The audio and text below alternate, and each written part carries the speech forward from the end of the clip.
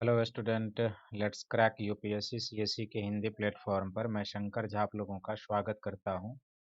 आप अनअकैडमी का सब्सक्रिप्शन कैसे लें और इस सब्सक्रिप्शन को लेकर आप क्या क्या बेनिफिट उठा सकते हैं, उससे पहले आप मेरे बारे में जान लें। मेरे पास 8 वर्षों के टीचिंग का एक्सपीरियंस है और मैंने दिल्ली और दिल्ली के बाहर देश के कई प्रतिष्ठित संस्थान और शहरों में पढ़ाया है। मैं हिस्ट्री और ज्योग्राफी ऑप्शनल पेपर तथा सामान्य अध्ययन का शिक्षण पढ़ाता हूँ। मैंने यूपीएससी के 2 बार इंटरव्यू दिए हैं। यूपीएससी का मैंने 3 बार इंटरव्यू दिया है और आरपीएससी के मैंने 1 बार इंटरव्यू दिया। ये मेरा अनअकैडमी का टेलीग्राम लिंक है, आप इसे ज्वाइन कर लीजिए, सब्सक्राइब कर लीजिए, ताकि क्लास से संबंधित जो भी टाइम होता है, जो क्लास पीडीएफ होती है और जो पेपर कटिंग होती है, आप यहाँ से प्राप्त कर सकते हैं। अब आप अनअकैडमी का सब्सक्रिप्शन लेना चाहते हैं तो इसके लिए सबसे पहले आपको अपने मोबाइल के प्ले स्टोर से जाके अनअकैडमी का एक लर्निंग ऐप डाउनलोड करना होगा।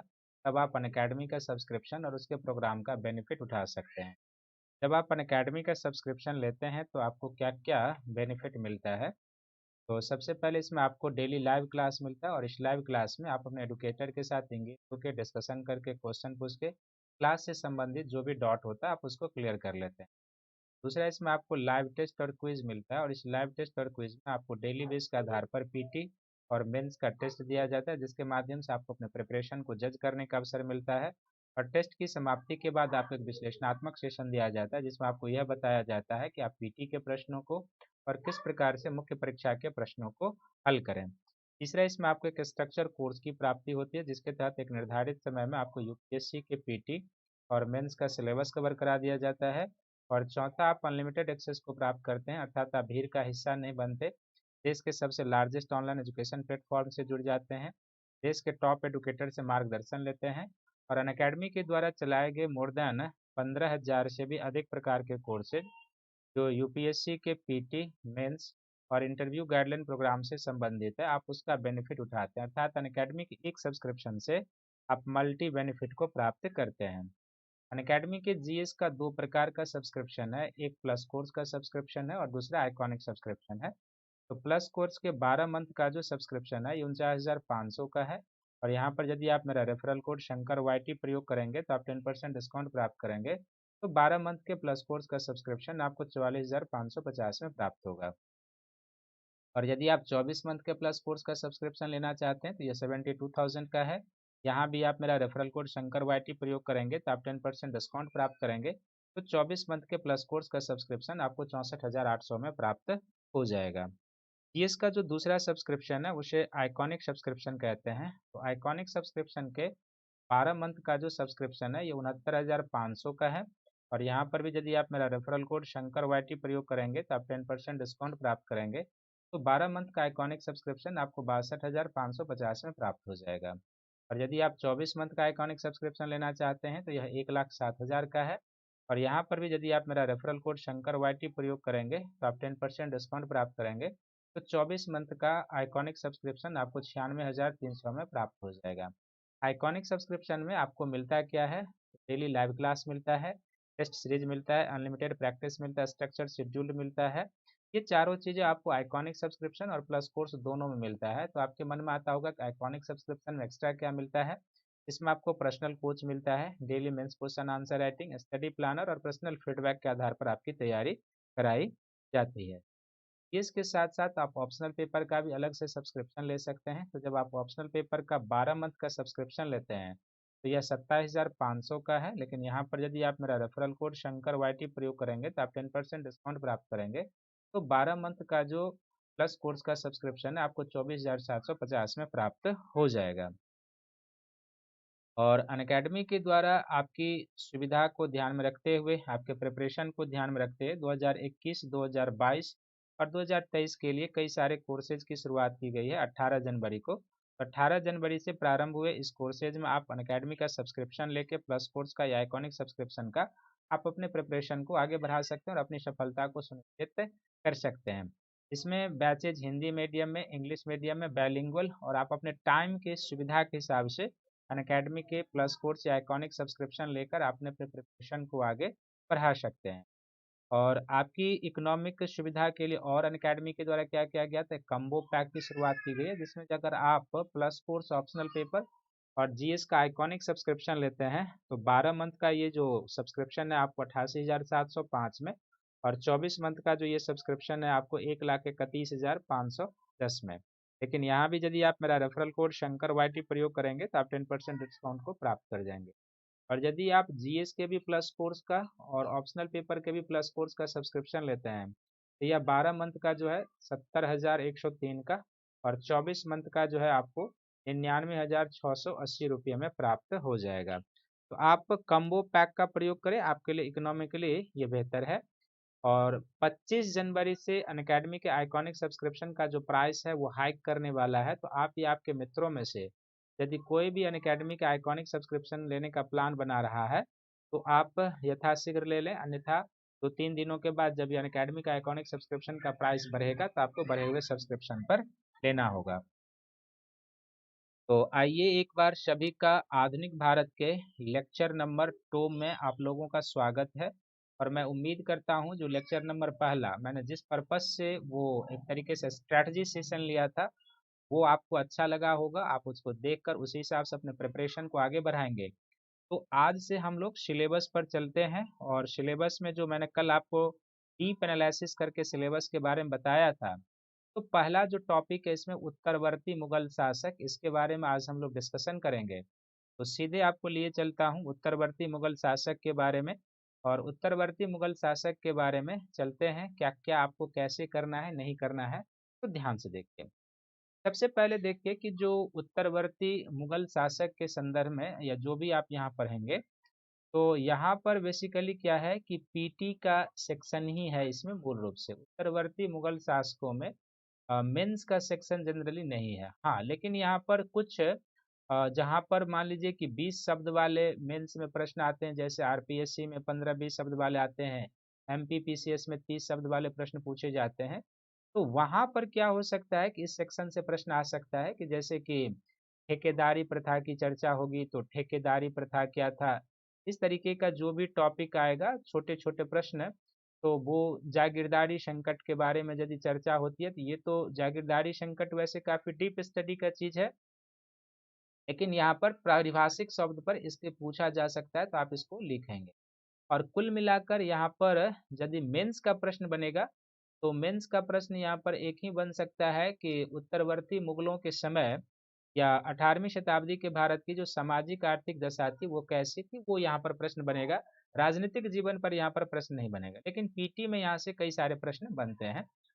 तो सबसे पहले आप देख लीजिए कि उत्तरवर्ती जो मुगल शासक हुए थे उसमें कौन कौन से शासक हुए थे, किस तरीके से। तो सबसे पहले उत्तरवर्ती मुगल शासक में बहादुर शाह प्रथम है, और बहादुर शाह प्रथम का जो शासन काल है वो 707 से 1712 तक है। दूसरा जो जहांदर शाह है 1712 से 1713, यानी 1 वर्ष का इसका शासन काल है। उसके बाद फर्रुख शेर का शासन काल है 1713 से लेकर 1719 तक।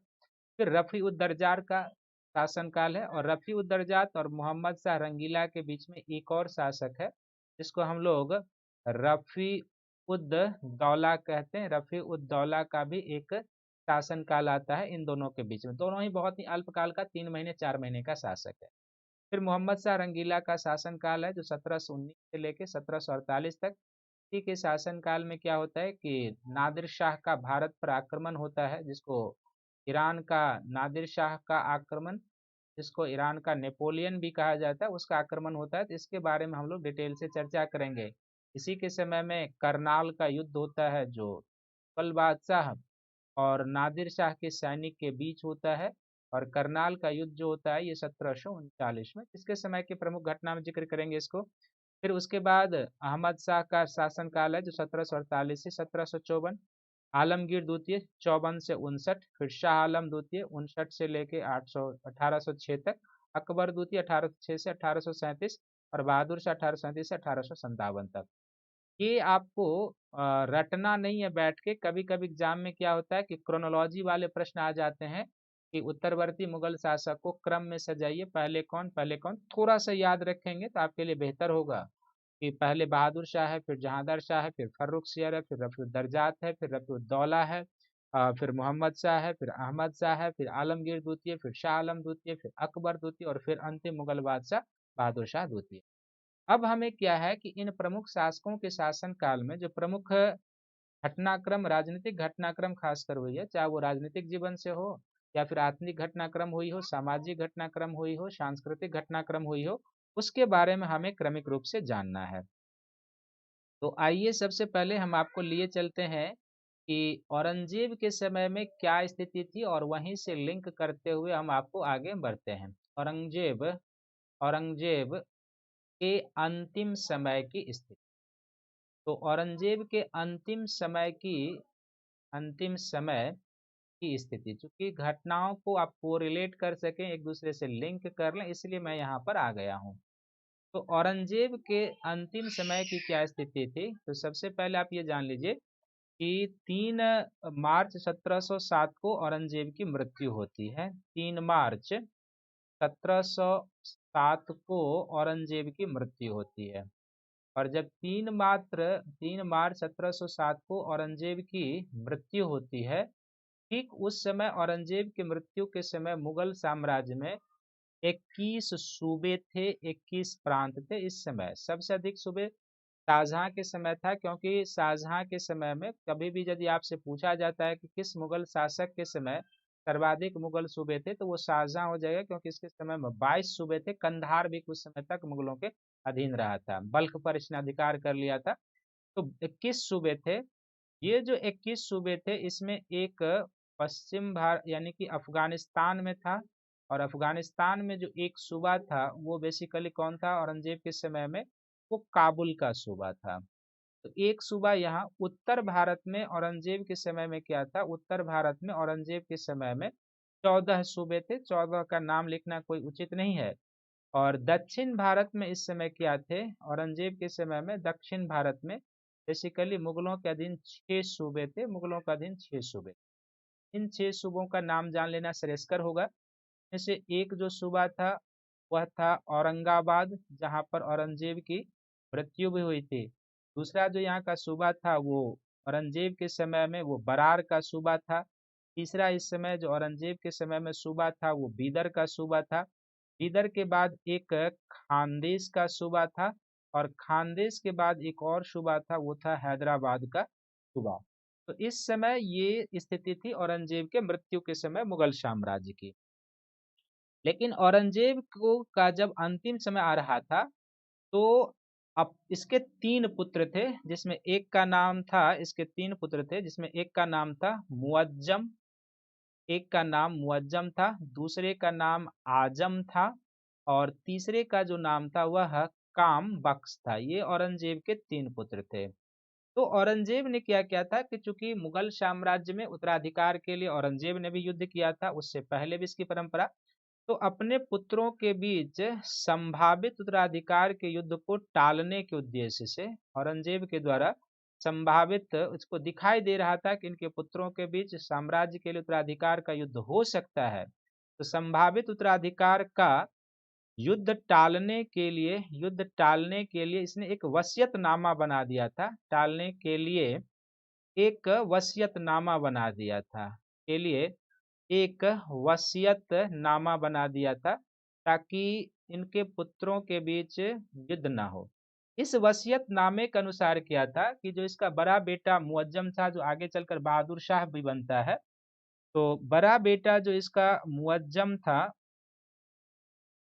मुअज्जम के पास जो था ना, वो उत्तर के जो 12 सूबे थे इसके अधीन थे। उत्तर के 12 सूबे इसके अधीन थे, जिसमें कि दिल्ली और काबुल भी शामिल था इसके सूबे में। दूसरा इसका बेटा जो आजम था, तो आजम के अधीन भी कुछ सूबे इन्होंने दे दिए थे। और आजम को जो दिया गया था, गुजरात का सूबा इसने दिया था।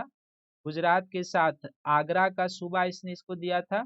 और आगरा के साथ साथ इसको मालवा का सूबा दे दिया था, आजम को दे दिया था। और फिर कामबख्श को, जो इसका तीसरा पुत्र था कामबख्श, तो कामबख्श को इसने क्या किया था कि बेसिकली बीजापुर और हैदराबाद की सूबेदारी दे रखी थी। बीजापुर और हैदराबाद की सूबेदारी या हैदराबाद का प्रशासन इसको दे रखा था। तो इस तरीके से इसने अपने मृत्यु के समय एक वसीयतनामा बनाया था। उस वसीयतनामे के अनुसार इसके तीनों पुत्रों को 3 क्षेत्र का एक तरीके से इसने राज्य बाँट दिया था, शासन बाँट दिया था। लेकिन फिर भी औरंगजेब के समय में क्या होता है कि औरंगजेब की मृत्यु के बाद इनके तीनों पुत्रों के बीच उत्तराधिकार का युद्ध होता है। तो औरंगजेब के तीनों पुत्रों के बीच क्या होता है, उत्तराधिकार का युद्ध होता है। और जो उत्तराधिकार का युद्ध होता है, तो 2 उत्तराधिकार का युद्ध होता है, उत्तराधिकार का युद्ध। इसमें एक उत्तराधिकार का युद्ध होता है जिसको हम लोग पहले युद्ध को कहते हैं जाओ का युद्ध या जाओ की लड़ाई। ये जो जाजाओ का युद्ध होता है या जाजाओ की लड़ाई होती है, बेसिकली यह जो जाजाओ का युद्ध होता है,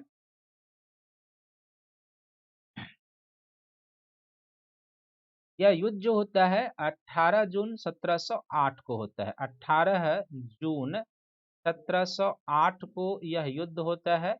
और जाजाओ का जो युद्ध होता है यह बेसिकली आजम और मुअज्जम के बीच होता है। आजम और मुअज्जम के बीच होता है। और इस युद्ध में क्या होती है, मुअज्जम की पराजय होती है। और कुछ दिनों के बाद मुअज्जम की पराजय और इसका 2 पुत्र भी इसमें मारा जाता है। मुअज्जम की पराजय और मुअज्जम की पराजय के बाद जो है सो आजम जो है सो शासक बनने की ओर आगे बढ़ जाता है। तो पहला जाजाओ का युद्ध होता है। और दूसरा युद्ध इसमें जो होता है उत्तराधिकार के युद्ध में, उसको हैदराबाद का युद्ध कहते हैं, हैदराबाद की लड़ाई कहते हैं। तो जाहिर सी बात है कि आजम रास्ते से हट चुका है। तो हैदराबाद का जो युद्ध हुआ था वो बेसिकली 13 जनवरी 1709 ईस्वी में हुआ था, हैदराबाद का युद्ध। और ये जो हैदराबाद का युद्ध हुआ था ये बेसिकली मुअज्जम और कामबख्श के बीच हुआ था। मुअज्जम और कामबख्श के बीच हुआ था। और इस युद्ध में क्या होता है, कामबख्श की पराजय होती है, कुछ दिनों के बाद वो मारा जाता है। और मुअज्जम जो है वह एक तरीके से युद्ध जीतने के बाद मुगल शासक बनता है, मुगल शासक बन जाता है मुअज्जम। मुअज्जम जो मुगल शासक बनता है यह एक टाइटल धारण करता है जिसको हम लोग कहते हैं बहादुर शाह प्रथम। तो बहादुर शाह प्रथम की टाइटल धारण करके वो क्या करता है, अपने आप को मुगल बादशाह घोषित कर देता है। और मुगल बादशाह घोषित करने होने के बाद वो अपने विभिन्न प्रकार की नीतियां अपनाता है।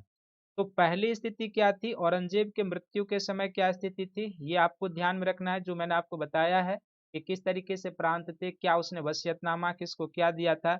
लेकिन औरंगजेब के ना चाहने के बावजूद भी उसके पुत्रों के बीच उत्तराधिकार का युद्ध हो ही गया, जिसमें एक जाजाओ की लड़ाई और दूसरा हैदराबाद की लड़ाई। कब हुआ, किसके किसके बीच हुआ, ये आपको ध्यान में रखना है। और उसके बाद जो मुअज्जम था वह बहादुर शाह प्रथम का टाइटल एज्यूम करके शासक बनता है। तो वो आपको ध्यान में रखने की जरूरत है। अब बहादुर शाह प्रथम जो शासक बनता है, तो बहादुर शाह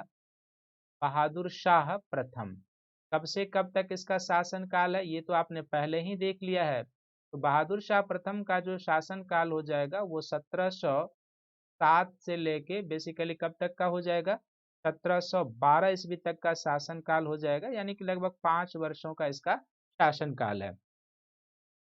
तो बहादुर शाह के द्वारा जो है ना सबसे पहले अपना राज्याभिषेक जो कराया जाता है बहादुर शाह के द्वारा, यानी कि मुअज्जम के द्वारा, यह अपना राज्याभिषेक लाहौर के निकट एक जगह है, जब वहीं पर यह रहता है उत्तराधिकार के युद्ध से पहले लाहौर के निकट शाहदौला नामक स्थान पर यह अपने आप को राज्याभिषेक करा लेता है। शाहदौला नामक स्थान पर, ये प्लेस कभी कभी पूछेगा तो आपको ये याद रखना है कि बहादुर शाह ने शाहदौला नामक अपने आप जगह पर अपने आप को राज्याभिषेक कराया था। शासक बनने के बाद जो होता है बहादुर शाह के द्वारा क्या होता है, शासक बनने के बाद, तो शासक बनने के बाद जो इसने नीति अपनाई थी, तो इसके समय में जो प्रमुख शक्तियां थी उस शक्तियों के साथ इसने किस प्रकार की नीति अपनाई थी और कहां तक उसमें सफलता मिली, क्या मिली।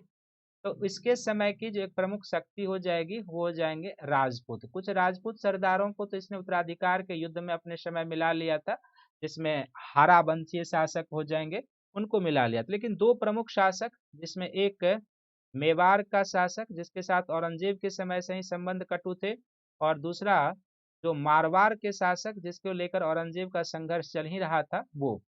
राजपूत के बाद इनका जो दूसरा संबंध देखेंगे वो मराठा के साथ किस तरीके से व्यवहार करते हैं।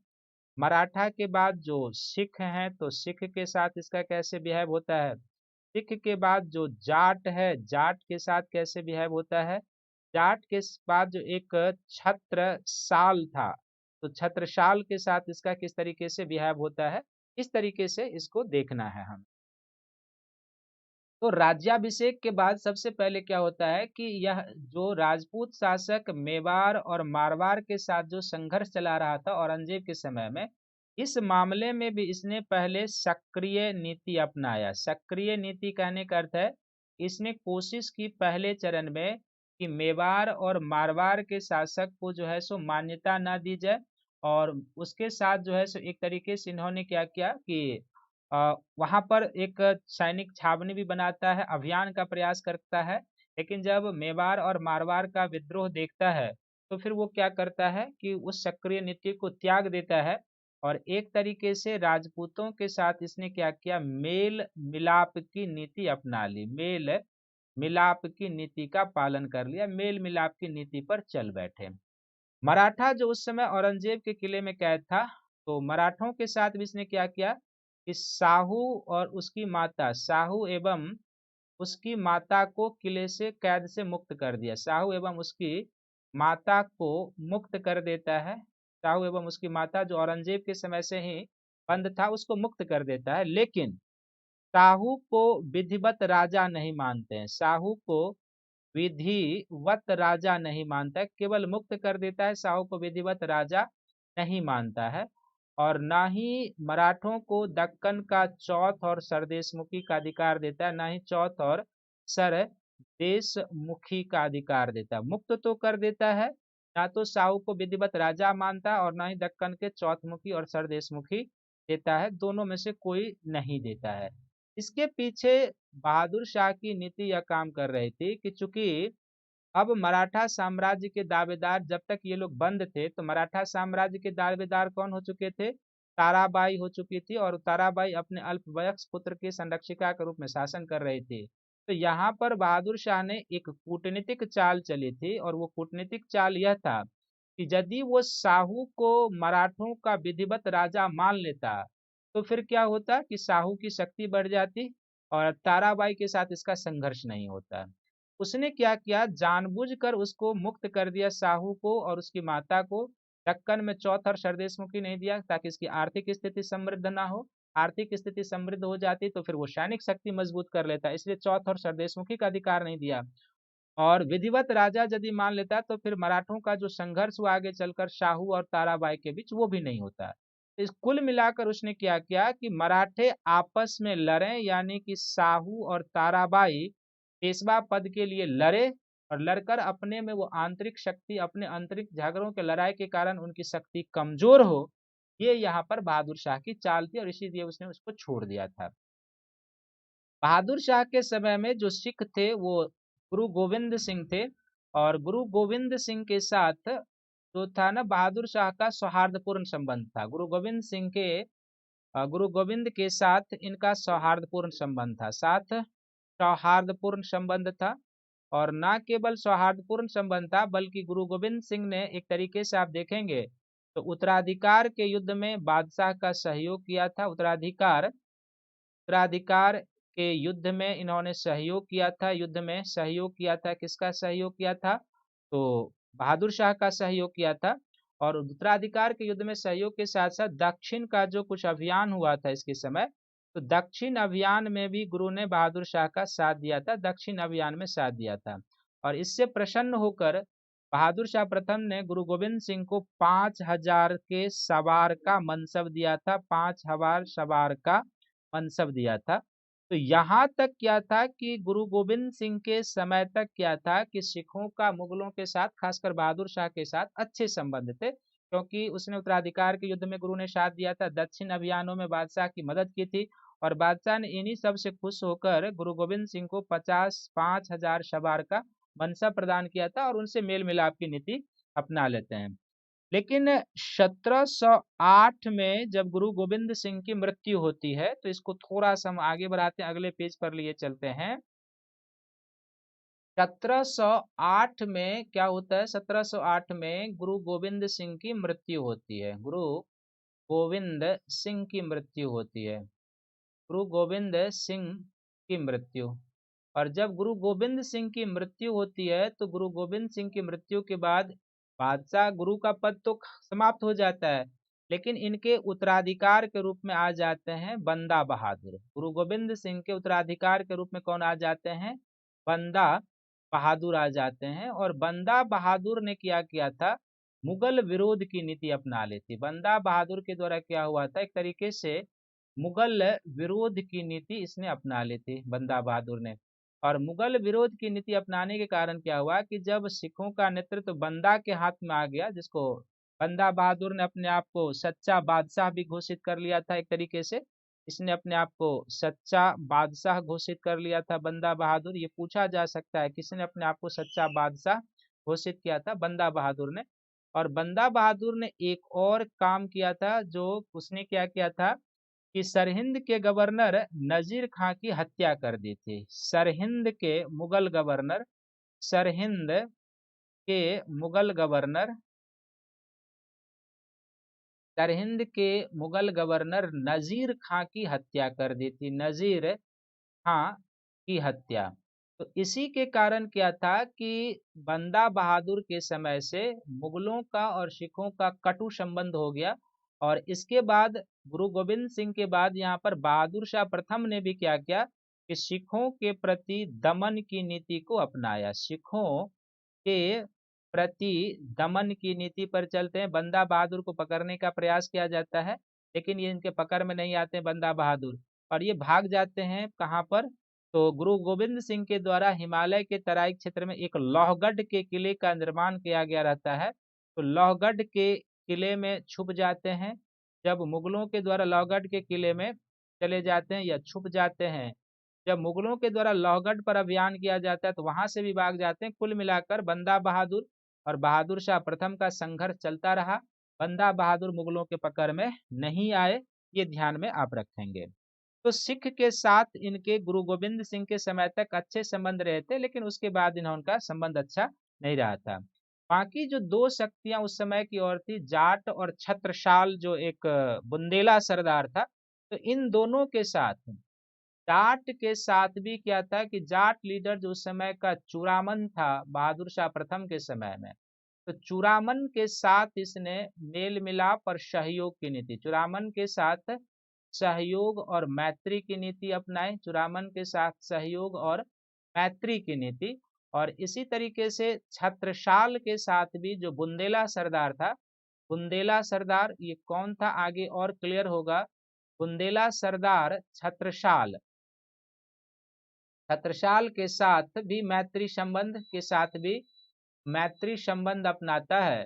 और छत्रसाल जो था, इसने तो सिखों के विरुद्ध मुगलों का सहयोग भी किया था। सिखों के विरुद्ध, यानी बहादुर शाह के जो सिख के विरुद्ध अभियान थे, तो सिखों के विरुद्ध इसने क्या किया था? मुगलों का सहयोग किया था, मुगलों का सहयोग किया था।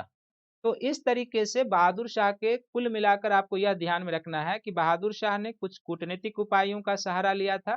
तो कूटनीतिक उपायों का सहारा किसके खिलाफ लिया था? मराठों के खिलाफ लिया था। राजपूतों के ऊपर पहले दबाव बनाने की कोशिश करता है मेवाड़ और मारवाड़ के संबंध में, लेकिन जब राजपूतों का प्रतिरोध अधिक हो जाता है तो फिर उनके साथ मेल मिलाप की नीति। सिख के साथ गुरु गोविंद सिंह के समय तक मैत्रीपूर्ण संबंध, लेकिन गुरु गोविंद सिंह के बाद जो बंदा बहादुर सिखों का नेतृत्व करते हैं, उनके समय से कटु संबंध। और इसके बाद सिखों का और मुगलों का संबंध कटु ही रहेगा, चाहे वो जहांदार शाह या फर्रुख शाह आए उनके भी समय में। जाट के साथ मेल मिलाप की नीति, छत्रसाल के साथ मेल मिलाप की नीति। और जब साहू को मुक्त किया, तो ये जो 3 पॉइंट बताए हैं, ये आपको ध्यान में रखना है कि कूटनीतिक प्रयास के तहत इसने किया था। अब इसके समय में बहादुर शाह जो था, जो बहादुर शाह प्रथम था, तो बहादुर शाह प्रथम को शाहे बेखबर कहा जाता है। इसकी एक टाइटिल है शाहे बेखबर। और शाहे बेखबर इसलिए इसको कहा जाता है, इसके कारण क्या थे? क्योंकि इसको राजकाज की क्या स्थिति है, साम्राज्य की क्या स्थिति है, इसकी कोई जानकारी नहीं थी। साम्राज्य की स्थिति यानी वित्तीय स्थिति कैसी है, प्रशासनिक स्थिति, साम्राज्य की स्थिति कैसी है, इसकी कोई खास जानकारी नहीं थी। लेकिन स्थिति कैसी, जानकारी नहीं किस मामलों में, तो साम्राज्य की वित्तीय स्थिति कैसी है इसके मामले में कोई खास जानकारी नहीं, प्रशासनिक स्थिति कैसे है इसके मामले में कोई खास जानकारी नहीं। लेकिन बहादुर शाह जो प्रथम है, यह ओहदों का काफी वितरण करता था, ओहदों और उपाधि का काफी वितरण, और न केवल ओहदों उपाधि बल्कि जागीर का भी उसने अंधाधुंध वितरण किया था। ये तीन इसने किया था, ओहदों का वितरण, उपाधियों का वितरण और जागीर का अंधाधुंध वितरण। लेकिन साम्राज्य की स्थिति कैसी है, वित्तीय स्थिति, इसकी कोई जानकारी नहीं, प्रशासनिक स्थिति कैसी, इसकी कोई जानकारी नहीं। इसी के कारण इसको शाहे बेखबर कहा जाता है, ऐसा बादशाह जिसको राज्य की कोई जानकारी नहीं, लेकिन फिर भी उसने अंधाधुंध ओहदे पदों का वितरण किया था, ये ध्यान में रखेंगे। तो इस तरीके से बहादुर शाह प्रथम का जो शासन काल है वो चलता है। और बहादुर शाह प्रथम का जो शासन काल है, तो बहादुर शाह के बाद जो शासक बनता है वो कौन है, तो बहादुर शाह के बाद शासक बनने वाला जो है वो है जहांदार शाह। जहांदार शाह है। तो जहांदार शाह जो शासक बनता है, तो एक ही वर्ष इसका शासन काल है, और एक ही वर्ष जो इसका शासन काल है वो कब से कब तक है, तो 1712 से लेके 1713 तक का इसका शासन काल। इसके बाद का जो शासन काल हो जाएगा वो फर्रुखसियर के शासन काल। तो जिस तरीके से उत्तराधिकार का युद्ध हुआ था औरंगजेब की मृत्यु के बाद उसके पुत्रों में, ठीक उसी तरीके से बहादुर शाह के मृत्यु के बाद, बहादुर शाह के मृत्यु के बाद उसके पुत्रों के बीच उत्तराधिकार का युद्ध हुआ था। बहादुर शाह के मृत्यु के बाद, बहादुर शाह के मृत्यु के बाद उत्तराधिकार का युद्ध हुआ था उसके पुत्रों में। उत्तराधिकार का युद्ध यानी ये मुगल इतिहास ही बन गया, उत्तराधिकार का युद्ध हुआ था उसके पुत्रों में। और जो उत्तराधिकार का युद्ध हुआ था, तो बहादुर शाह के जो थे ना, 4 पुत्र थे, जिसमें एक का नाम है जहांदार शाह। जहांदार शाह एक पुत्र का नाम। दूसरे पुत्र का जो नाम था जहांदार शाह के बाद, वो एक है अजीम उस शान। अजीम उस शान एक दूसरे पुत्र का नाम। तीसरे पुत्र का जो नाम है रफी उस शान। रफी उस शान तीसरे पुत्र। और चौथे पुत्र का जो नाम है वह है जहान शाह।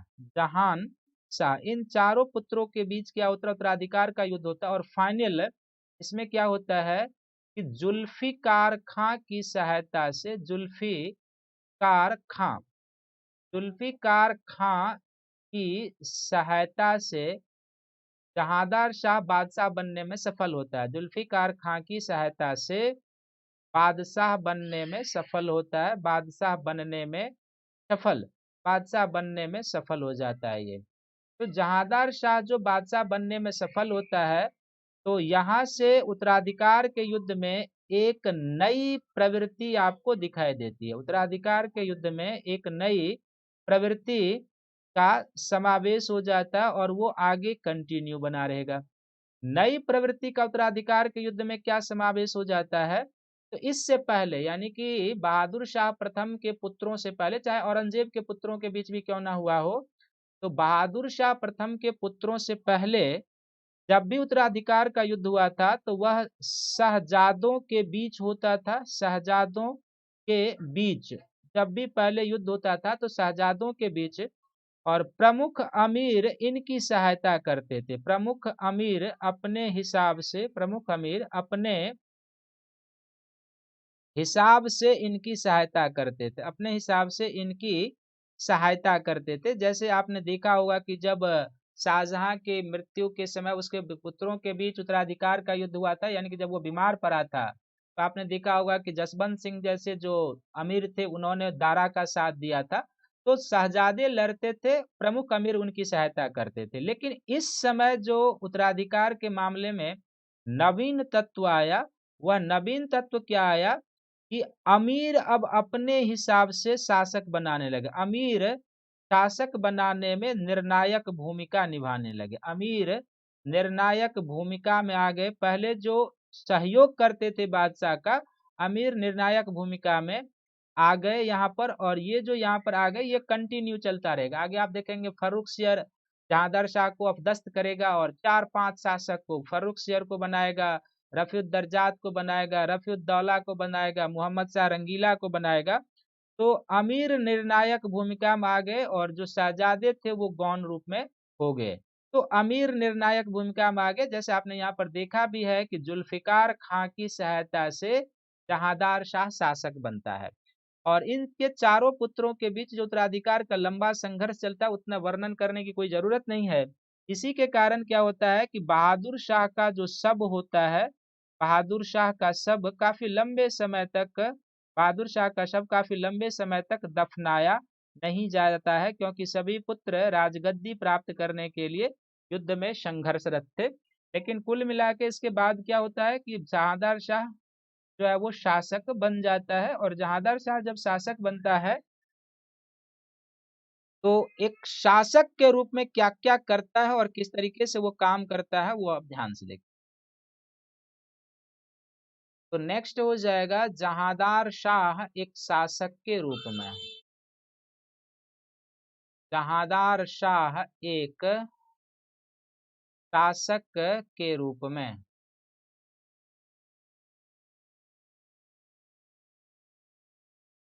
तो जहांदार शाह एक शासक के रूप में, तो यहाँ पर देखेंगे कि सबसे पहले जिसकी सहायता से यह शासक बनता है, किसकी सहायता से शासक बनता है, तो यह जुल्फिकार खां की सहायता से शासक बनता है। जुल्फिकार खां की सहायता से, तो जुल्फिकार खां को यह क्या करता है, अपना प्रधानमंत्री बनाता है, अपना प्रधानमंत्री बनाता है। और दूसरा ये क्या करता है कि असद खां को वकील मुतलक के पदवी पर सौंपता है। असद खां को क्या करता है, वकील ए मुतलक की पदवी देता है, वकील ए मुतलक की पदवी देता है। इन दोनों को पद से सुशोभित करता है, क्योंकि इसी दोनों ने खासकर इसके बादशाह बनने में काम किया था। तो जहांदार शाह के शासन काल में क्या होता है, किसके शासन काल में प्रशासनिक मामलों पर पूरा नियंत्रण होता है जुल्फिकार खां का। प्रशासनिक मामलों पर, प्रशासनिक मामलों पर पूरा नियंत्रण, यानी हर एक फैसला आप एक तरीके से कह सकते हैं कि प्रशासनिक मामलों पर नियंत्रण किसका था, तो इसका जुल्फिकार खां का इसके समय में प्रशासनिक मामलों पर नियंत्रण था। प्रत्येक निर्णय जो है यह लेता था, और इसने कुछ जो नियंत्रण था तो इसने क्या क्या काम किया था और किस तरीके से काम किया था जुल्फिकार खान ने। तो पहले आप ये देख लीजिए, प्रशासनिक क्षेत्र में सबसे इसने क्या किया कि जो जागीर और ओहदों की अंधाधुंध वितरण की जा रही थी उस पर पाबंदी लगा दिया। जागीर और ओहदों के वितरण पर पाबंदी, जागीर और ओहदों के वितरण पर जुल्फिकार खान ने क्या किया, वितरण पर पाबंदी इसने लगा दिया, पाबंदी लगा दिया ताकि साम्राज्य की कुछ स्थिति को सुधारा जा सके। लेकिन दूसरी इसने जो एक गलत प्रणाली को बढ़ावा दिया था कि उसने क्या किया, भूराजस्व के क्षेत्र में, जुल्फिकार खान के द्वारा भूराजस्व के क्षेत्र में इसने ठेकेदारी प्रथा, जिसको इजारेदारी प्रथा भी कहेंगे, ठेकेदारी प्रथा, या इसी को हम लोग क्या कहते हैं, इजारेदारी प्रथा को इसने बढ़ावा दिया। ये गलत प्रथा था, क्योंकि इस ठेकेदारी प्रथा, इजारेदारी प्रथा में क्या था कि बोली के आधार पर लगान वसूल करने के लिए दिया जाता था, और जो सबसे ऊंची बोली लगाता था उसको लगान वसूल करने के लिए दिया जाता था। इसका अर्थ है कि जैसे मान लीजिए एक्स एक भूखंड है, अब इसकी नीलामी की जा रही है, तो कोई बोली लगाएगा कि इस भूखंड से हम आपको 500 रुपया देंगे, कोई बोली लगाएगा कि इस भूखंड से हम 1000 रुपया देंगे, कोई बोली लगाएगा कि इस भूखंड से हम 5000 1500 रुपया देंगे। तब बादशाह यहाँ पर क्या करेगा, जुल्फिकार खां, कि 1500 रुपया वसूल करने वालों को दे देगा। अब 1500 रुपया जो वसूल करेगा, ये तो 1500 रुपया इसको बादशाह को देना है, 1500 ही तो वसूल नहीं करेगा। अब यह कोशिश करेगा कि कम से कम यहाँ से 2000 वसूल किया जाए, ताकि 1500 बादशाह को दे दिया जाए और 500 रुपया कम से कम अपने पास बचे। तो इस ठेकेदारी प्रथा के कारण क्या हुआ कि जुल्फिकार खां या जहांदार शाह के समय में कृषकों का बड़े पैमाने पर शोषण हुआ। कृषकों का क्या हुआ? शोषण हुआ।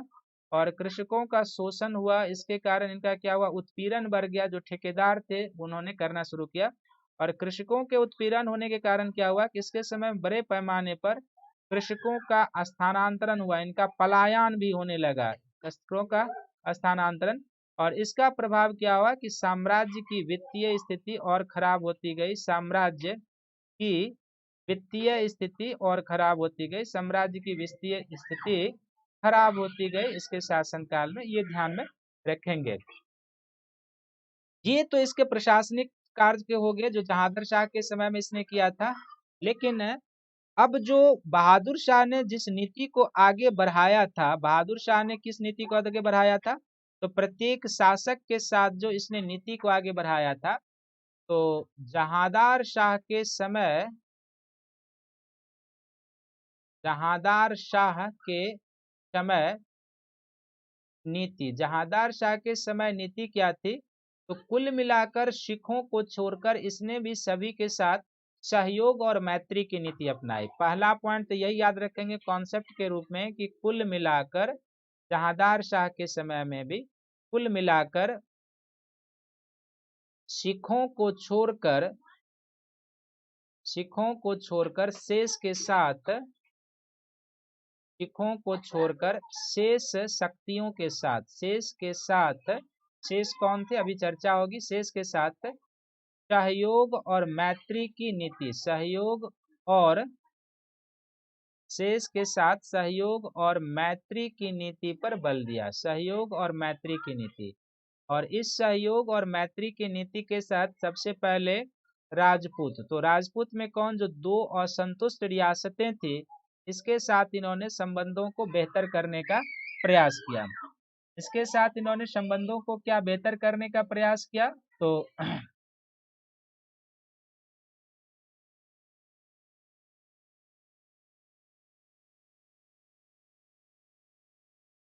तो सबसे पहले इसने क्या किया कि जो एक तरीके से आप कहेंगे, जैसे मैंने कहा क्या कि राजपूतों के तरफ तो आमेर के शासक जो थे जयसिंह थे, आमेर के शासक जयसिंह, आमेर के शासक जयसिंह को इसने क्या किया? एक पदवी दी।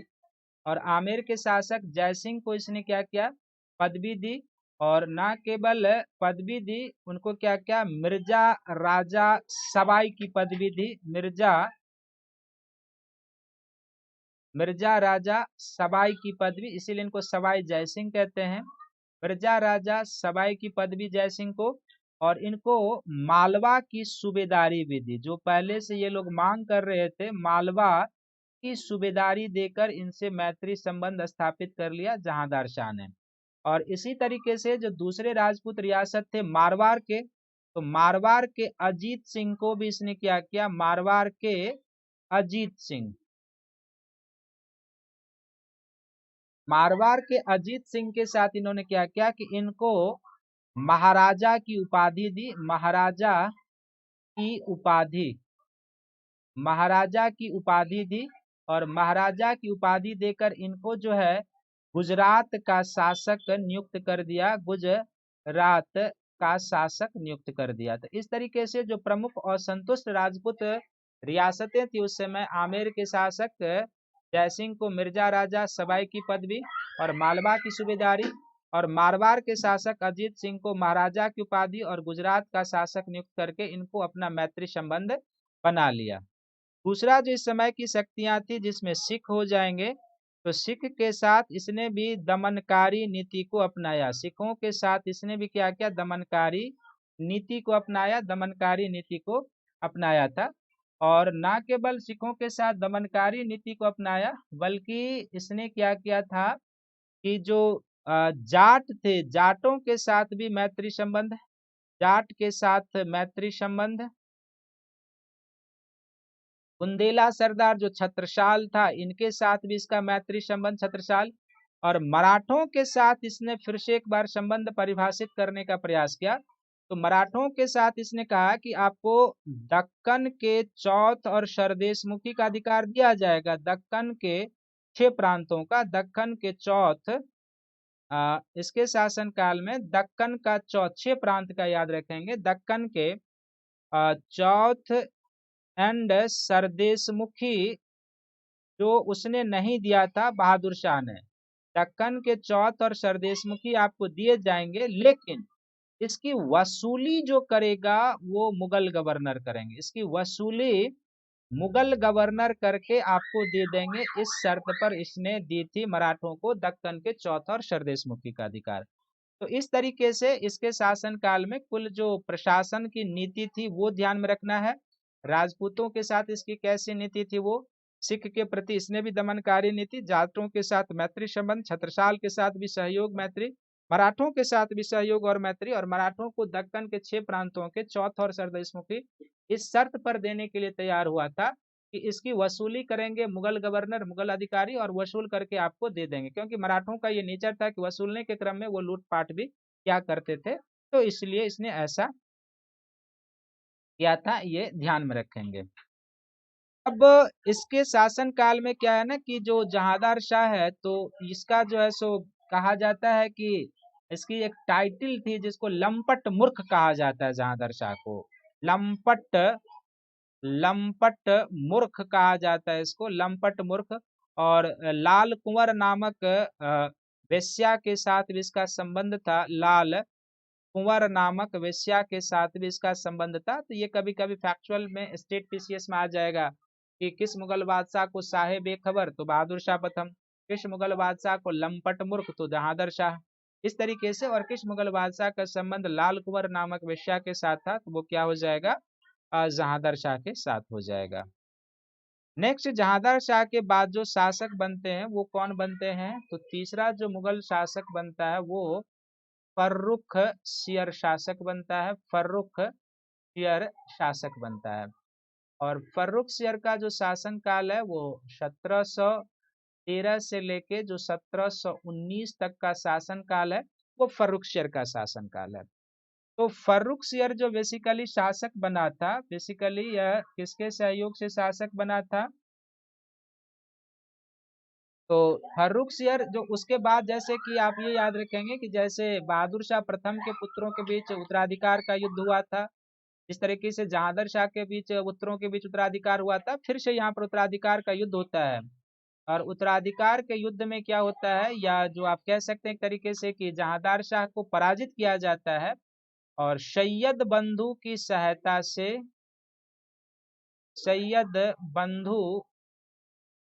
सैयद बंधु की सहायता से यह मुगल शासक बनता है। सैयद बंधु की सहायता से मुगल शासक, यानी कि मैंने कहा था नहीं कि नई नीति आ जाती है, नई तरीके की प्रवृत्ति, कि पहले शहजादे लड़ते थे अमीर सहयोग, अब अमीर ही शासक बनाने की भूमिका। जुल्फिकार खान ने जहांदार शाह को शासक बनाया, अब सैयद बंधु की सहायता से फर्रुखसियर क्या होता है, शासन पर बैठता है, सिंहासन पर बैठता है। तो सैयद बंधु जो थे ये हिंदुस्तानी दल के नेता थे। मुगल दरबार में उस समय कई सारा नेता था, गुट था, उस पर हम एक छोटा सा टॉपिक लेकर आपको बता देंगे। तो सैयद बंधु जो थे ना, इसमें दो भाई थे, एक थे अब्दुल्ला खां, अब एक था अब्दुल्ला खां सैयद बंधु में, अब्दुल्ला खां, और दूसरे भाई का नाम था हुसैन अली। सैयद अब्दुल्ला खां और हुसैन अली ये बडाहा के सैयद थे। तो इन दोनों को टाइटल से सम्मानित किया गया। अब्दुल्ला खान जो की सहायता की थी, इसको वजीर का पद दिया, फर्रुखसियर ने वजीर का पद दिया, और वजीर का पद देकर इसको एक उपाधि भी दी जिसको कुतुबुल मुल्क कहते हैं। कुतुबुल मुल्क की इसने उपाधि दी, कुतुबुल मुल्क की उपाधि दी। और दूसरा, हुसैन अली को मीर बख्शी का पद दिया, जो सबसे प्रमुख पद होता था सेना का, मीर बख्शी का पद दिया। और मीर बख्शी का पद देकर इसको भी एक उपाधि दिया जिसको कहते हैं अमीर उल उमरा का पद दिया। अमीर उल उमरा, सबसे प्रिय को अमीर उल उमरा, जो सबसे नजदीक होता था बादशाह का, उसका पद दिया। तो इन दोनों का फर्रुखसियर जो है ये एक तरीके से था ना कि इसके शासन काल में पूरा निर्णय जो था, पूरी शक्ति इसके पास आ गई थी, पूरी शक्ति सैयद बंधुओं के पास आ गई थी। सैयद बंधु के पास आ गई थी, सैयद बंधु के पास। और जब पूरी शक्ति सैयद बंधु के पास आ गई थी तो जाहिर सी बात है कि फर्रुखसियर और सैयद बंधु में धीरे धीरे जो एक तरीके से कहते हैं ना खटास और दूरी बढ़नी शुरू हो चुकी थी। और सैयद बंधु को शक्ति को देखते हुए मुगल दरबार में इसके विरुद्ध भी गुट तैयार होना शुरू हो चुका था। यानी कि इसकी बढ़ती शक्ति से पहला पॉइंट तो ये याद रखेंगे कि बादशाह यानी फर्रुखसियर भी नाराज था, बादशाह भी नाराज था और वो भी चाहता था कि इससे मुक्ति मिल जाए, बादशाह भी नाराज था पहला। दूसरा, फर्रुखसियर की बढ़ती हुई शक्ति को देखते हुए मुगल दरबार में इसके विरुद्ध गुट बनना शुरू हो गया था। मुगल दरबार में विरोधी गुट बनने शुरू हो गए थे, विरोधी गुट काफी सक्रिय विरोधी गुट बनने शुरू हो चुके थे, विरोधी गुट बनने शुरू हो चुके थे। तीसरा, सैयद बंधु के हाथों में जो साज था, तो ये लोग ये जानते थे कि जब तक बादशाह को कठपुतली बना के नहीं रखा जाएगा तब तक वो अहम मसलों पर निर्णय ले नहीं पाएंगे, और इनको लगता था कि इसी के माध्यम से साम्राज्य की स्थिरता और शांति बनाए रखी जा सकती। और फर्रुखसियर शासक तो बन गया था इसके सहयोग से, लेकिन जब पूरे प्रशासनिक मामलों को दोनों भाइयों ने अपने हाथ में लेने ले गया, सभी आदेश दोनों भाई जारी करने लगे, इसको लगा कि मैं तो नाम मात्र का कठपुतली शासक रह गया। तो वह भी इसके कार्यों की शैली से परेशान होने लगा, और वह भी जो फर्रुखसियर ने भी उस गुट का समर्थन करना शुरू किया जो अब्दुल्ला खां और हुसैन अली खां के विरोध में मुगल दरबार में सक्रिय होना शुरू हुआ था।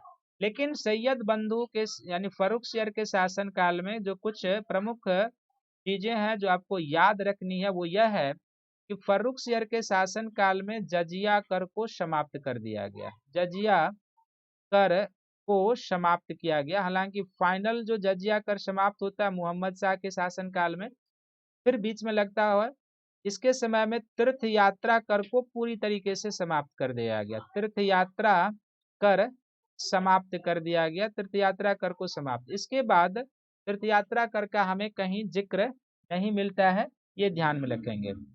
इसी के समय में जो सिख नेता बंदा बहादुर थे, तो सिख नेता बंदा बहादुर को पकड़ा जाता है, यानी बंदा बहादुर पकड़ा जाता है। जो सिखों के साथ इनका संघर्ष चल रहा था, तो बंदा बहादुर पकड़ा जाता है। कब पकड़ा जाता है? तो ये 1715 में पकड़ा जाता है, अपने लगभग 740 अनुयायियों के साथ पकड़ा जाता है। और बंदा बहादुर के सामने इसको इस्लाम धर्म स्वीकार न करने के कारण, इस्लाम धर्म स्वीकार न करने के कारण जो है सो अपने सहयोगियों के साथ फांसी की सजा दे दी जाती है। इसको न करने के कारण अपने सहयोगियों के साथ फांसी की सजा को दे दी जाती है, सहयोगियों के साथ फांसी की सजा दे दी जाती है।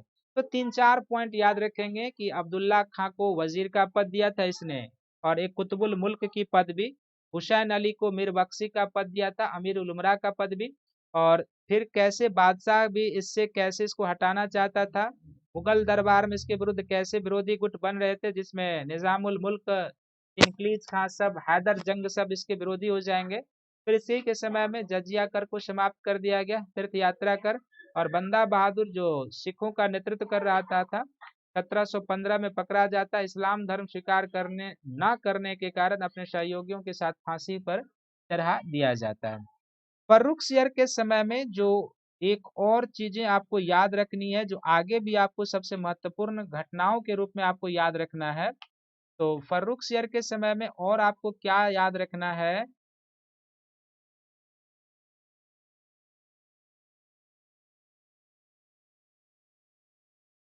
तो फर्रुखसियर के समय की जो एक प्रमुख घटनाएं आपको याद रखना है वह यह है कि फर्रुखसियर के दरबार में एक अंग्रेजी दूत मंडल का आगमन हुआ था, अंग्रेजी दूत मंडल का आगमन हुआ था फर्रुखसियर के दरबार में, अंग्रेजी दूत मंडल का आगमन। और ये जो अंग्रेजी दूत मंडल का आगमन हुआ था, तो बेसिकली इस अंग्रेजी दूत मंडल का जो आगमन हुआ था यह हुआ था 1717 में, अंग्रेजी दूत मंडल का आगमन हुआ था। और इस दूत मंडल का जो नेतृत्व कर रहा था, यहाँ से कई बार प्रश्न पूछे जाते हैं, तो इसका नेतृत्व कर रहा था sir John शुरमन, sir John Surman इस दल का नेतृत्व कर रहा था। सर जॉन सुरमन इसका नेतृत्व कर रहा था। इसकी सहायता कर रहा था, इसमें सहायक था जो जॉन सुरमन का सहायक था। जॉन सुरमन के सहायक के रूप में एडवर्ड स्टीफेंसन था। एडवर्ड स्टीफेंसन के सहायक के रूप में एडवर्ड स्टीफेंसन था। तीसरा, इसमें एक डॉक्टर था। इस दूत मंडल में, इस दूत मंडल में एक सर्जन था, डॉक्टर था, सर्जन था। उस सर्जन का नाम था विलियम हैमिल्टन। सर्जन का नाम था विलियम हैमिल्टन जो था, इस सर्जन का नाम था। यह एक प्रकार का डॉक्टर था। और इसमें एक द्विभाषिया था, दुभाषिया था, यानी कि फारसी को अंग्रेजी करने वाला और अंग्रेजी को फारसी करने वाला। उसका नाम था ख्वाजा सेहुर्द। ख्वाजा सेहुर्द। ये इस तरीके से दूत मंडल आया था। ये कभी कभी ऐसे ही मैच करने के लिए आ जाएगा प्रश्न में कि फर्रुखसियर के दरबार में जो एक अंग्रेजी दूत मंडल आया था उसमें से कौन क्या था। तो दूत मंडल का नेतृत्व करता सामने जॉन सुरमन, उसका सहायक एडवर्ड स्टीफेंसन, सर्जन यानी डॉक्टर विलियम हैमिल्टन, और दुभाषिया कौन था, तो ख्वाजा सेहुर्द था। तो बेसिकली इसमें जो ये विलियम हैमिल्टन था ना, फर्रुखसियर को उस समय एक फोड़ा हो गया था, जिसको आप घाव कह सकते हैं, फोड़ा हो गया था। और इस फोड़े का विलियम हैमिल्टन ने इलाज किया था, ठीक ना। तो विलियम हैमिल्टन ने इलाज किया और बादशाह क्या हुआ कि इस इलाज से ठीक हो गया बादशाह। तो ठीक हो जाने के बाद क्या है कि इस बादशाह ने क्या किया, यहाँ पर अंग्रेजों को यहाँ पर एक व्यापारिक फरमान देता है। फर्रुखसियर के द्वारा अंग्रेजों को एक व्यापारिक फरमान दिया जाता है। अंग्रेजों के द्वारा एक व्यापारिक फरमान दिया जाता है अंग्रेजों को। और वो व्यापारिक फरमान जो होता है, यह दिया जाता है कि 3,000 रुपये वार्षिक के बदले, 3,000 रुपये, याद रखेंगे, 3,000 रुपये वार्षिक के बदले बंगाल से कर मुक्त व्यापार करने का अधिकार होगा। 3,000 रुपये वार्षिक के बदले बंगाल से करमुक्त व्यापार करने का अधिकार होगा। करमुक्त व्यापार करने का अधिकार होगा, करने का अधिकार। तो इस तरीके से ये दे दिया। और इसको एक तरीके से संक्षिप्त में आप कहेंगे कि यह एक प्रकार का दस्तक था। और दस्तक का अर्थ होता है परमिट। परमिट था एक तरीके से कि आप इससे कर सकते हैं। ये जो दस्तक और परमिट होगा, आगे चलकर देखेंगे कि यही दस्तक और परमिट जो होगा बंगाल के नवाब और ईस्ट इंडिया कंपनी के बीच झगड़े की प्रमुख वजह बनेगी। यही जो दस्तक और परमिट है, ये आगे चलकर बंगाल के नवाब और ईस्ट इंडिया कंपनी के बीच झगड़े की प्रमुख वजह बनेगी, जिससे प्लासी का बैटल होगा और बक्सर के बैटल की ओर ये लोग आगे बढ़ेंगे। ये कॉन्सेप्ट यहाँ पर ध्यान में रखने की जरूरत है, इसको भूलेंगे नहीं। और ये जो व्यापारिक फरमान दिया था फर्रुखसियर ने अंग्रेजों को, तो इसको एक इतिहासकार हैं जिनका नाम है ओर्म्स। ओर्म्स ने कंपनी के इस व्यापार फरमान को कंपनी का मैग्ना कार्टा कहा है। कंपनी का मैग्ना कार्टा कहा है। कंपनी का मैग्ना कार्टा कहा है। तो कभी कभी पूछा जाएगा कि किसने इस व्यापारिक फरमान को जो है सो कंपनी का मैग्ना कार्टा कहा है। तो एक तो ये जो चारों पर्सन है, मैच करने के लिए आ सकता है। डायरेक्ट भी पूछा जा सकता है वो सर्जन कौन था जिसने फर्रुखसियर के फोड़े का इलाज किया था, तो विलियम हैमिल्टन हो जाएगा। दुभाषिया कौन था, ख्वाजा सेहुर्द। सहायक कौन, एडवर्ड स्टीफेंसन। और नेतृत्व करने वाला कौन था, सर जॉन सुरमन के नेतृत्व में वो शिष्टमंडल आया था। फोड़ा का इलाज किया, बादशाह ने खुश होकर 3,000 रुपये वार्षिक के बदले बंगाल से अंग्रेजों को करमुक्त व्यापार करने का अधिकार दे दिया था। और यही आगे चलकर बंगाल के नवाब और ईस्ट इंडिया कंपनी के बीच जो है वो झगड़े की जड़ बनेगी, जिससे प्लासी और बक्सर की लोग आगे ये बढ़ेंगे। नेक्स्ट जो शासक है, जो छोटे छोटे शासक हैं, वो कौन सा, बेसिकली एक है रफी उद्दरजात, इसके बाद शासक बनता है रफी उद दरजात, शासक बनता है रफी उद दरजात। और दूसरा शासक बनता है छोटे शासन के काल के रफी उद दौला, ये दोनों छोटे छोटे शासक होते हैं और इन दोनों को भी किसके द्वारा शासक बनाया जाता है? तो याद रखेंगे कि इन दोनों को सैयद बंधु के द्वारा शासक बनाया जाता है।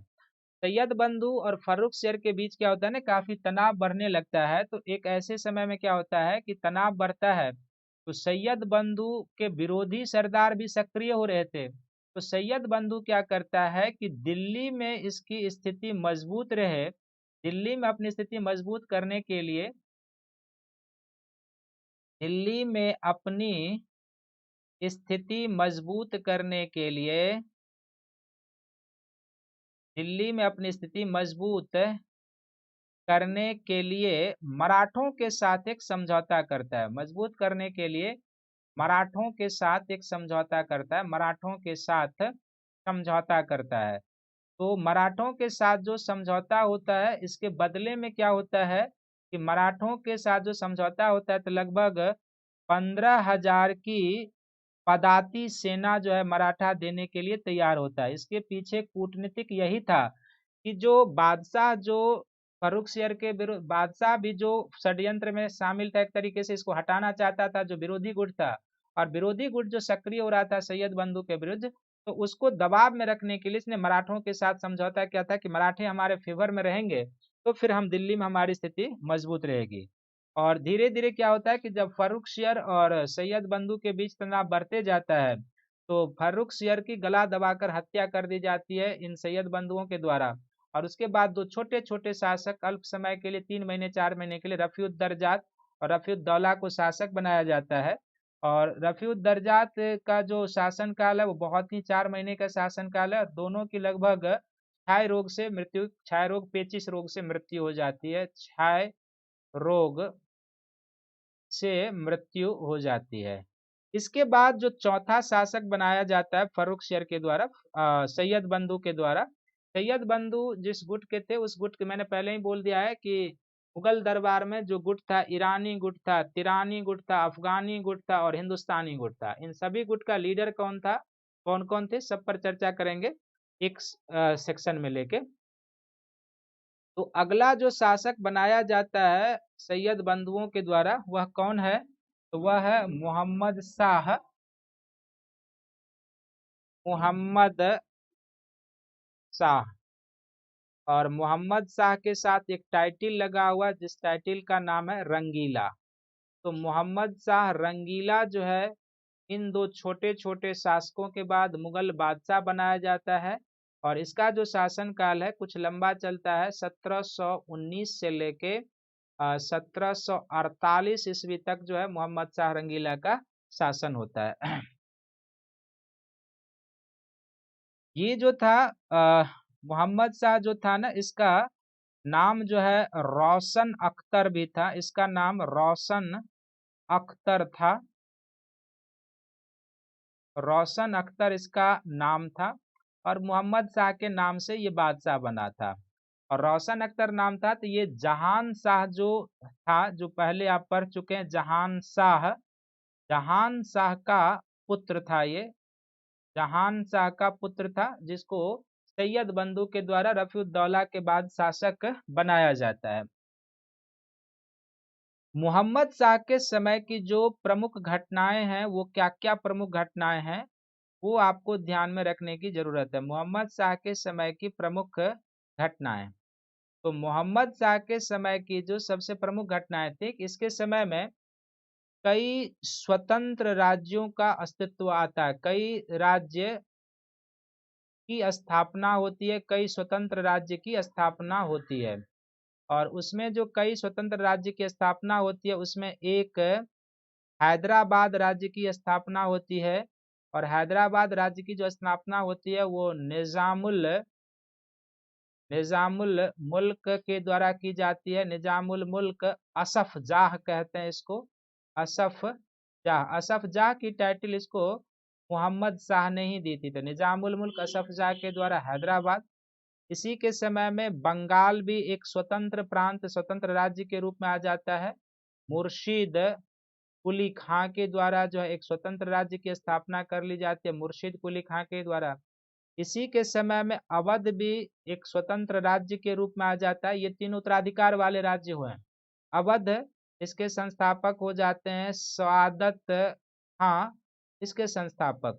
तो ये तीनों जो थे ये उत्तराधिकार वाले राज्य कहलाते हैं। और उत्तराधिकार वाला राज्य किसको कहते हैं? सभी को कल बताया था पिछले क्लास में कि उत्तराधिकार वाले राज्य उन राज्य को कहते हैं जो कभी पहले मुगल प्रांतपति के अधीन थे, और उत्तरवर्ती मुगल शासकों की सत्ता जब कमजोर पड़ती गई तो उन प्रांतपतियों ने अपने आप को स्वतंत्र घोषित करके अपना राज्य बना लिया था। इसके अलावा इनके समय में जो एक तरीके कहेंगे जो पठान राज्य था वो भी इसी समय में आया था, बंगस पठानों का राज्य।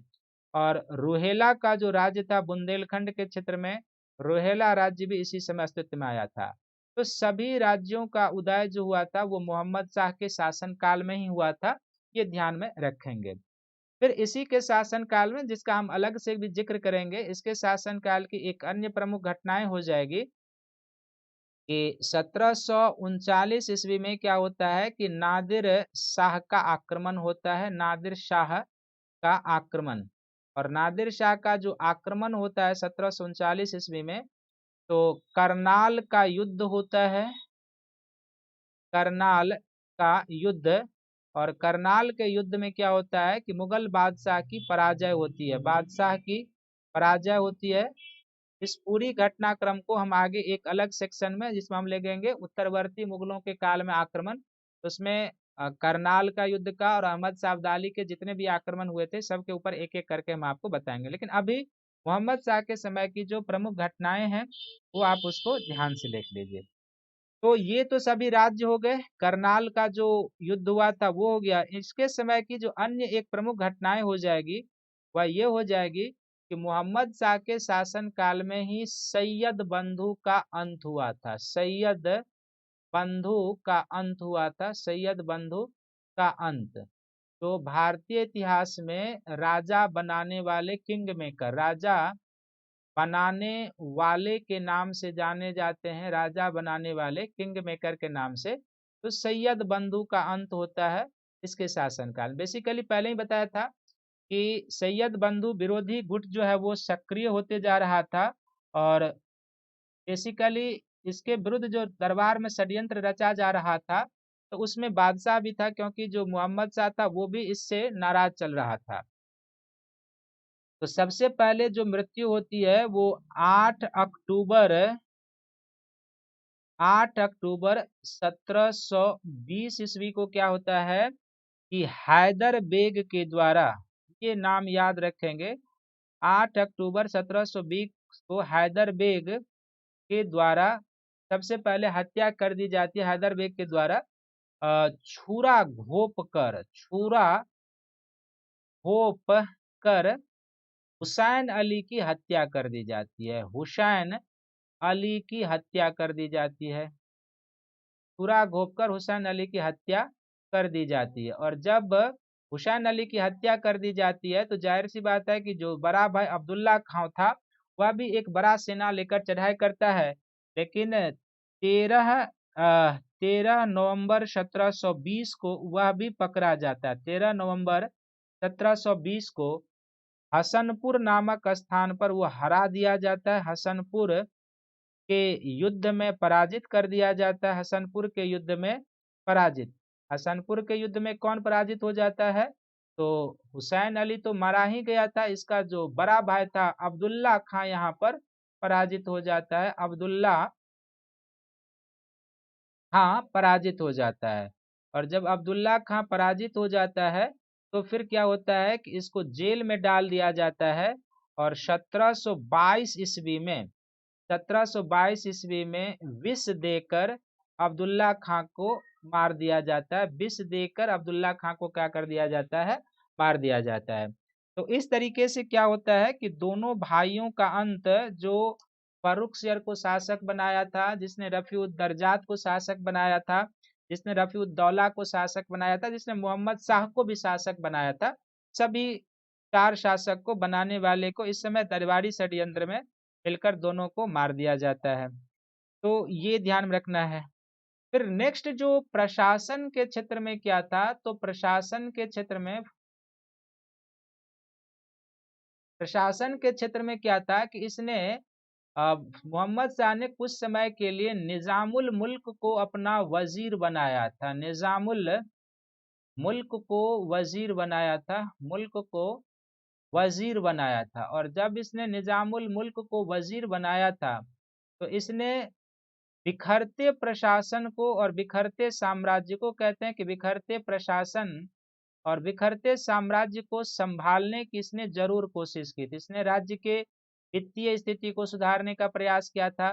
जो साम्राज्य की प्रशासनिक व्यवस्था चरमरा रही थी, तो इसने दोनों ही कोशिश किया कि प्रशासन की जो वित्तीय स्थिति है उसको सुधारा जाए, और जो प्रशासन चरमरा रहा है तो प्रशासन की स्थिति को भी सुधारा जाए। लेकिन क्योंकि बादशाह जो मोहम्मद शाह था उसका खुद प्रशासन में रुचि उतना था नहीं, और दरबार में षड्यंत्र जो था वो काफी तेजी से चल रहा था। दरबार में केवल षड्यंत्र का माहौल बना हुआ था।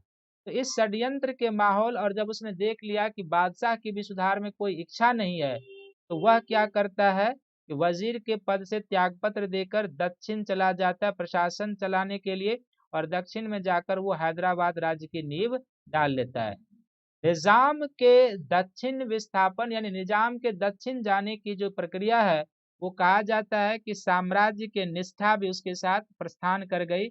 और इसके बाद मुगल बादशाह में उतनी क्षमता नहीं थी कि वो प्रशासन को संभाले, साम्राज्य की वित्तीय स्थिति को संभाले, और धीरे धीरे जो भी कुछ बचाने की स्थिति थी वो अब रसातल की ओर बढ़ती गई। क्योंकि इसके बाद दरबारी शरीयत, मुगल बादशाह बिलासी था ही, रंगीला का नाम ही बिलासी था ही, तो इसके काल में होते गया। लेकिन मोहम्मद शाह के शासन काल में, जो पहले भी आपको बताया है कि इसके शासन काल में उर्दू का काफी विकास हुआ था। उर्दू का विकास हुआ था, सर्वाधिक उर्दू का विकास जो है इसके शासन काल में, और संगीत का जो विकास है वो भी इसके शासन काल में हुआ था, मोहम्मद शाह के शासन काल में। ये दो पॉइंट आप याद रखेंगे, ये याद रखना है। अहमद शाह के शासन का, मोहम्मद शाह के शासन काल के बाद जो है दो और छोटे छोटे शासकों का शासन काल आता है, जिसमें एक देखते हैं कि अहमद शाह के शासन काल के बाद जो है दो और छोटे छोटे शासकों का शासन काल एक आता है। एक अहमद शाह का शासन काल है मोहम्मद शाह के बाद, जो 1748 से लेके 1754 तक शासन करता है। और दूसरा आलमगीर द्वितीय का शासन काल है, जो 1754 से लेके 1759 तक शासन करता है। इसके बाद अन्य और 3 शासक बनते हैं। तो 1700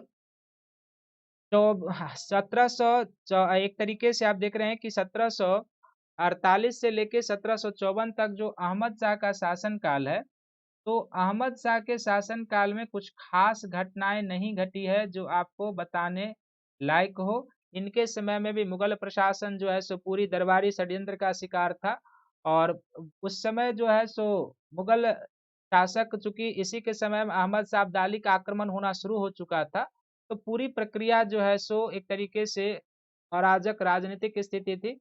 एग्जाम के पॉइंट ऑफ व्यू से कुछ खास है नहीं, लेकिन फिर भी हम आपको इसके बारे में, जो शेष 5 बचे हुए शासक हैं उत्तरवर्ती मुगल, यानी कि अहमद शाह है, आलमगीर द्वितीय है, शाह आलम द्वितीय, अकबर द्वितीय और बहादुर शाह द्वितीय है, इसके बारे में आपको अगले लेक्चर में बताएंगे। तब तक आप लोग इस लेक्चर को देखें, सुने और वीडियो को सब्सक्राइब करें, और अगले लेक्चर में इसमें भी बताएंगे। फिर जो उस समय मुगल दरबार में गुटबंदी थी उसके बारे में आपको बता देंगे, और साथ ही सैयद बंधु के बारे में कुछ विशेष रूप से आपको बता देंगे, कौन गुट से कौन था। ये सारी चीजें अगले लेक्चर में आएंगे। तो तब तक आप जो बहादुर शाह, जहांदार शाह, फर्रुखसियर, रफीउद्दर्जात, रफीउद्दौला और मोहम्मद शाह रंगीला के बारे में बताया है उसको आप नोट्स बना लीजिएगा। जो 4 प्रमुख शासक हैं उनकी 4 उपाधियां हैं, वो भी कभी कभी पूछा जाता है। तो बहादुर शाह का जो टाइटिल है वो आपको पहले ही बता चुका हूं कि इसका जो टाइटिल है वो क्या है, शाहे बेखबर का टाइटिल है इसका। शाहे बेखबर क्यों कहते हैं ये आपको बता चुके हैं कि बहादुर शाह को शाहे बेखबर क्यों कहा जाता था।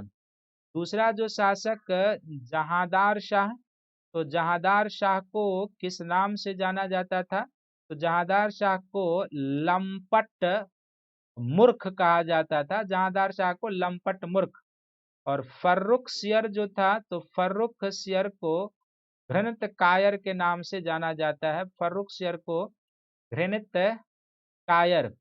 और चौथा जो शासक हो जाएगा वो हो जाएगा मोहम्मद शाह। तो मोहम्मद शाह को रंगीला बादशाह के नाम से जाना जाता है, क्योंकि इन्हें एक तरीके से कहेंगे सुरा के साथ, स्त्रियों के साथ रहना पसंद था, इस तरीके के वातावरण में, इसलिए इसको रंगीला बादशाह कहा जाता है। तो ये चारों भी कभी कभी मैच करने के लिए आता है स्टेट पीसीएस में, तो इसको ध्यान में रखने की जरूरत है। अगले लेक्चर में हम आपको ये बताएंगे, फिर करनाल के युद्ध में बताएंगे, फिर जो पानीपत तक ले जाएंगे आपको, जिसमें अहमद शाह अब्दाली का आक्रमण होता है, उन सारी चीज़ों के बारे में बताएंगे। तो आप तब तक इस वीडियो को सभी लोग देखिए, लाइक कीजिए, शेयर कीजिए, सब्सक्राइब कीजिए। और अगले वीडियो में हम आपके लिए सारी चीज़ें लेकर आएंगे, जो रेस्ट ऑफ उत्तरवर्ती मुगल है उसके बारे में अगले वीडियो में हम सारी चीज़ें लेकर आएंगे आपके साथ। तब तक आप या आपके मित्रों में से यदि कोई अनअकैडमी का सब्सक्रिप्शन लेना चाहता है, तो अनअकैडमी के दो प्रकार के जीएस का सब्सक्रिप्शन है, एक प्लस कोर्स का और दूसरा आइकॉनिक सब्सक्रिप्शन है। तो प्लस कोर्स के 12 मंथ का जो सब्सक्रिप्शन है ये 49,500 का है। और यहाँ पर यदि आप मेरा रेफरल कोड शंकर वाईटी प्रयोग करेंगे तो आप 10% डिस्काउंट पाएंगे। तो 12 मंथ के प्लस कोर्स का सब्सक्रिप्शन आपको 44,550 में प्राप्त हो जाएगा। और 24 मंथ के प्लस कोर्स का जो सब्सक्रिप्शन है वो 72,000 का है। यहाँ पर भी यदि आप मेरा रेफरल कोड शंकर वाईटी प्रयोग करेंगे तो आप 10% डिस्काउंट पाएंगे, तब 24 मंथ के प्लस कोर्स का सब्सक्रिप्शन आपको 64,800 में प्राप्त हो जाएगा। पीएस का जो दूसरा सब्सक्रिप्शन है वो आइकॉनिक सब्सक्रिप्शन है।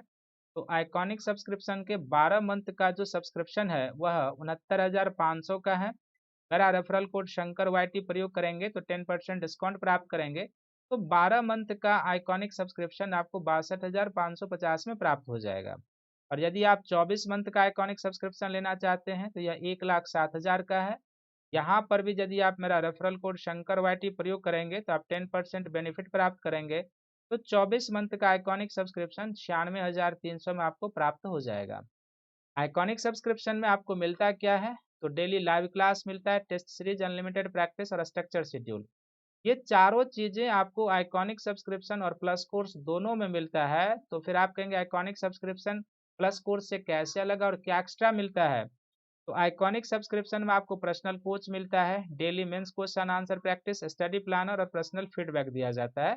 इसमें जो पर्सनल कोच है और डेली मेंस क्वेश्चन आंसर का आपको प्रैक्टिस कराया जाता है, ये आपके लिए सबसे ज़्यादा उपयोगी है, क्योंकि जब आप यूपीएससी जैसे प्रतिष्ठित सेवा की तैयारी करते हैं तो आपके पास एक मेंटोर होना चाहिए जो आपके लिए बेसिकली सही क्या है गलत क्या है उसकी पहचान कराएं, आपका कमजोर और मजबूत पक्षों की ओर ध्यान आकर्षित कराएं, कमजोर पक्षों पर आपको काम करने के लिए प्रेरित करें, खुद भी उस पर काम करें और आपके लिखे हुए कंटेंट को चेक करके आपको सही दिशा में निर्देशित करें।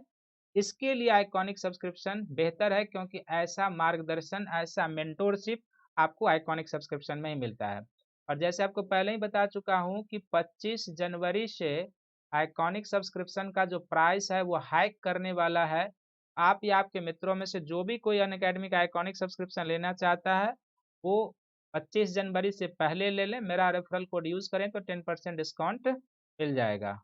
और जीएस के साथ साथ आप ऑप्शनल पेपर का भी अलग से सब्सक्रिप्शन ले सकते हैं। तो ऑप्शनल पेपर के 12 मंथ का जो सब्सक्रिप्शन हो जाएगा वह 27,500 है। और मेरा रेफरल कोड शंकर वाईटी प्रयोग करेंगे तो आप 10% डिस्काउंट प्राप्त करेंगे। तो 12 मंथ का जो प्लस कोर्स का ऑप्शनल पेपर का सब्सक्रिप्शन है वो आप 24,750 में प्राप्त कर लेंगे। तो तब तक आप इस वीडियो को सभी लोग लाइक कीजिए, शेयर कीजिए, सब्सक्राइब कीजिए अपने अपने ग्रुप में, ताकि अधिक से अधिक लोग इसका बेनिफिट उठा सके। और अगले वीडियो में, अगले लेक्चर में रेस्ट ऑफ उत्तरवर्ती मुगल शासक नादिर शाह का आक्रमण, अहमद शाह अब्दाली के आक्रमण और फिर जो उत्तरवर्ती मुगलों के समय की अन्य प्रमुख घटनाएं हैं वो हम आपके साथ लेकर आएंगे। तब तक इस वीडियो को देखिए, लाइक कीजिए, शेयर कीजिए, सब्सक्राइब कीजिए।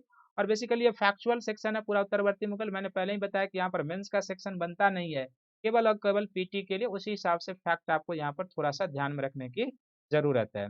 तो मिलते हैं दूसरे लेक्चर में, तब तक के लिए सभी को थैंक यू है, धन्यवाद है।